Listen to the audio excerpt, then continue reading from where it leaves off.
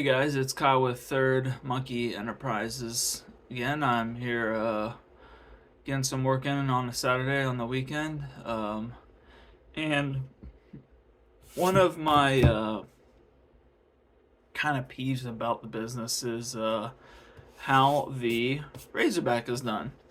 Or we call it hump enhancement because we're trying to stay somewhat original. We do it different way than most people do it. We think a lot of shops put the hump too high to where it actually comes into the way of the webbing of your hand. It's way too high up here. It needs to be down farther so that it properly fits into the crease. But I'm going to quickly show you how we do our razorbacks. And the way we do it is we reform the frame itself. A lot of shops take backstrap material, they cut it up, and they just keep melting it and melting it and melting it and melting it onto the back of the frame until they have a bump there and shape it into a bump, which is great and all, but this polymer that a frame is made out of is very hard to melt all the way through the thickness of the polymer. So, like on a grip reduction, when guys cut this off, they flatten it and remove some material and then they reintegrate it. It's really hard to fully melt that seam all the way through the depth of that seam. It's like the first top half of the seam is melted, but then the second half of the seam, there's still an area there that's not integrated at all. So what we do with the razorback is we heat it up and we reform it from the inside. So I'm going to show you that really quick because there's no chance of it delaminating, peeling off anything. It is part of the frame. It is very strong. And then once we got a torch here, got it on.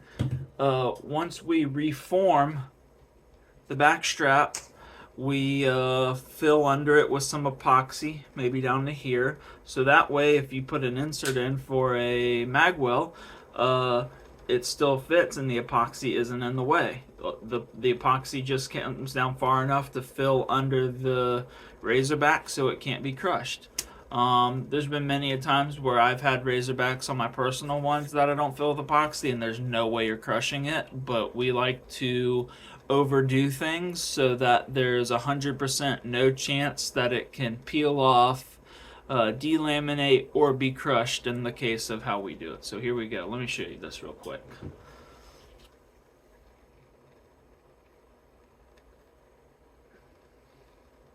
All I'm doing here is I'm heating the back strap up with the torch to where sometimes I get it hot enough to where it's bubbling a little bit. It gets pretty hot. Makes it a little easier and a little more malleable. So we got it pretty hot here. I just have a little tool and I go on the back strap and just push out a little bit here. And you want it even. You don't want the right side to have more of a hump than the left side. So I kind of push out this way and out that way and in the center so that the hump is uniform across the entire frame. And then you're gonna get a bump here and then it's gonna kind of have a little saddle, so you kind of have to work down the frame and make it a straight line. And you'll probably do this, and as you're doing it, it'll cool down a little bit to where it'll get kind of hard to be malleable, and you'll have to heat it up again a little bit here. Ooh. Put it on the ground here, that's a little easier. you just got to be careful. You don't want to get it so hot and push so hard that you push through the frame. Now, if you do, it's not the end of the world. You can take a little piece of polymer and just kind of melt it over the little hole. It's not a huge deal, but you can try not to do it. So we've heated it up a little more. You want a fairly aggressive hump here to fit into the crease nicely. And see, we're just straightening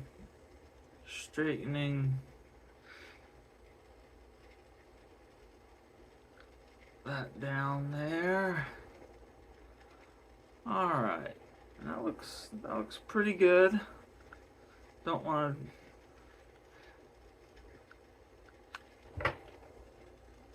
to.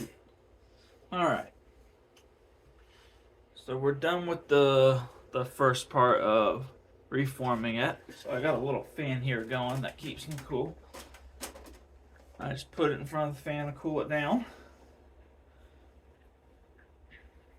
Now some people don't give enough hump, and then some people see how low it is. That's because right where that is, that's where that crease in your hand falls when you grab it. So it wants to be too low.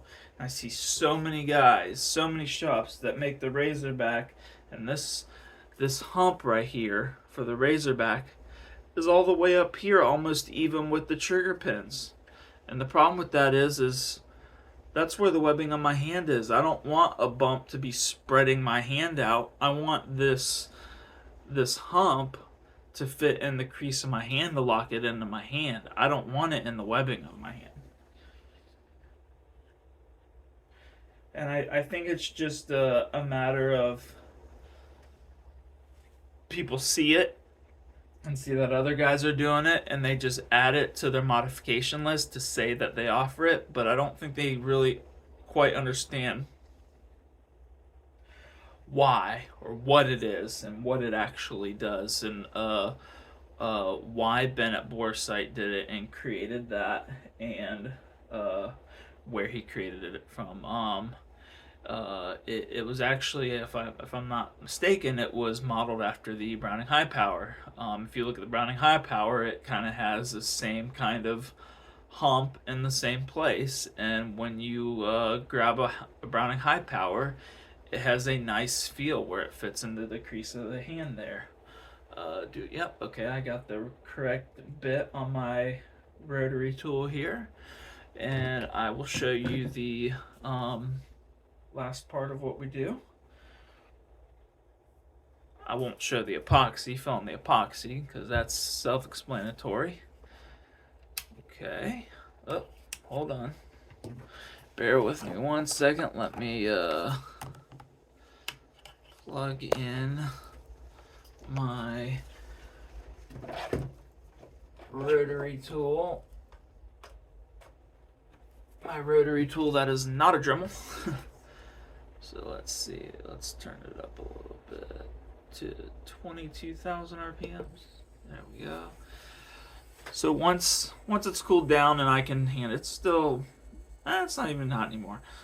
When I can handle it, I go right above here, this area. I kind of just take a little bit out and kind of deepen the area above the hump, just to give a little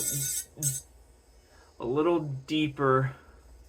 See if I can put that against the wall so you can see this. Just to give a little bit deeper area into the frame that crease of your hand can fit into. Now, you'll probably notice once you do it, it gets pretty lumpy around here. So then what I do is I take away the OEM texture. But while I'm doing that, I'm kind of looking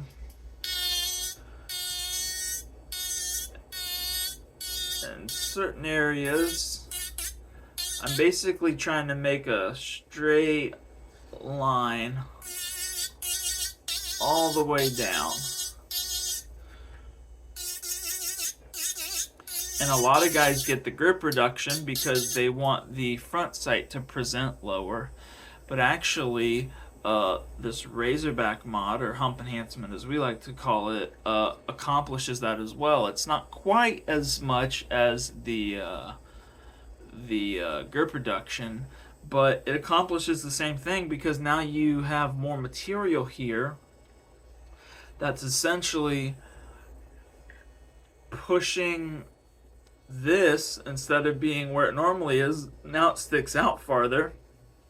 So it's actually pushing it away from your hand and dropping that front sight when you hold it, because that material is causing that the top part of the gun to push out and down.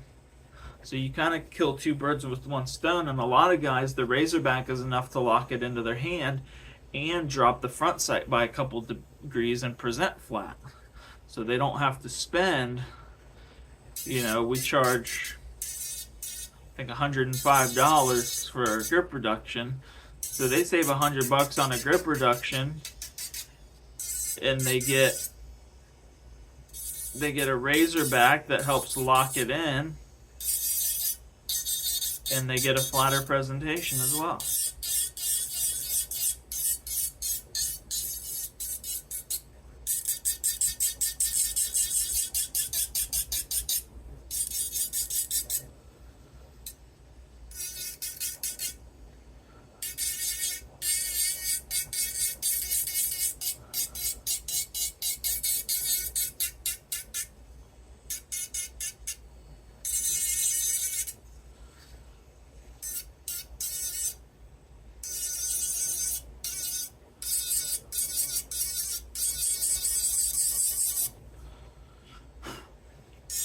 It doesn't have to be perfectly straight down to the gnat's ass, because when you go to texture it, the texture isn't gonna make a perfectly straight line, and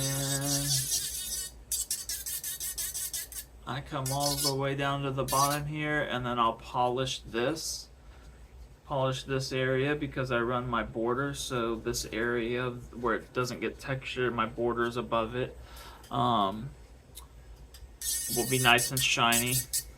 I don't like texturing to the bottom here because I just feel like it's hiding work. So I like to polish it and still run my border all the way around the diameter of the grip. And